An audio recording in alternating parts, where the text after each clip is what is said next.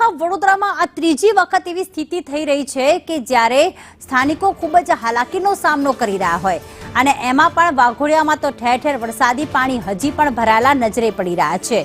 વાઘોડિયાના Amodar road પર વરસાદી પાણી ભરાયેલા છે। વડોદરાના વાઘોડિયામાં વધુ વરસાદ થતા અને સાથે તંત્રની અણઆવડતના કારણે હજી પણ પાણી ભરાયેલા છે। રોડ ઉપર ઘૂંટણસમાં પાણી ભરાયેલા છે, જેના કારણે વાહન ચાલકોને હાલાકી પડી રહી છે।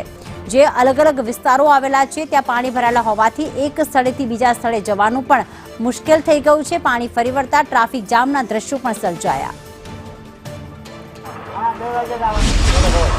आपने बताइए स्मार्ट सिटी वडोदराना वाघोडिया रोड पर आवेली प्रथम रेसिडेंसी के ज्यां हजू पण घूंटणथी नीचे सुधीना अहींया पाणी भरायेला छे। पाणी जવાનો કોઈ નિકાલ નથી અને તેના કારણે લોકો જાણે અહીંયા ફસાયા હોય તે પ્રકારની પરિસ્થિતિ છે। શાકભાજી લેવા પણ હજુ પણ ટ્રેક્ટરમાં જવું પડે છે, એટલે કે આખા વડોદરામાં વરસાદ નથી, પાણી ઉતરી ગયા છે, પણ વાઘોડિયા રોડની પ્રથમ રેસિડેન્સી કે જે હજુ પણ પાણીમાં ગરકાવ છે। લોકોના ઘરોમાં પાણી હતા, એ પાણી ઓસર્યા અને હવે સોસાયટીઓમાં જે પાણી છે તે હજુ ઓસરતા નથી।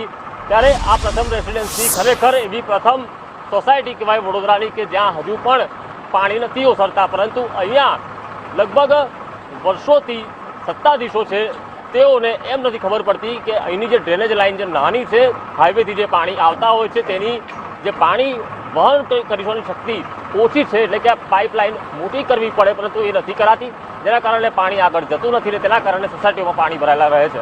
આ વડોદરાની એક સોસાયટી નહીં, અનેક સોસાયટીઓની સમસ્યા વરસાદમાં આ હોય છે। તો આનો નિકાલ કોણ ક્યારે કેવી રીતે લાવશે તે સવાલ હજુ પણ અકબંધ છે। કેમેરા પર્સન નિકેશ વડોલ સાથે કુણાલ શર્મા, સંદેશ ન્યૂઝ, વડોદરા।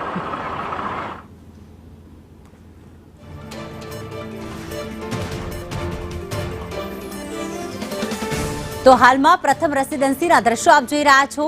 ટ્રેક્ટરની મદદથી જ આ તમામ લોકો એક સ્થળેથી બીજા સ્થળે જઈ રહ્યા છે, કારણ કે સોસાયટીમાં એટલા પાણી ભરાઈ ગયા છે કે વાહન ચલાવવું પણ મુશ્કેલ છે અને દૂર દૂર સુધી રોડ ઉપર જો કોઈ વસ્તુ લેવા જવું હોય તો ત્યાં પણ પાણી ભરાયેલા છે।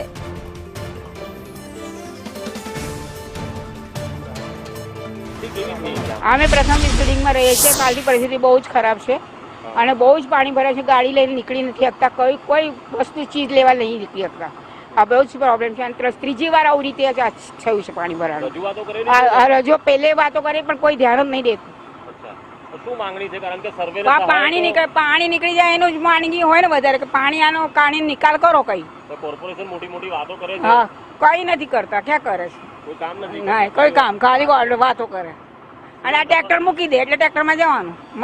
જરૂર છે કે પાણી નીકળે, પાણી નીકળે જરૂરી છે ને। તો શું નામ તમારું?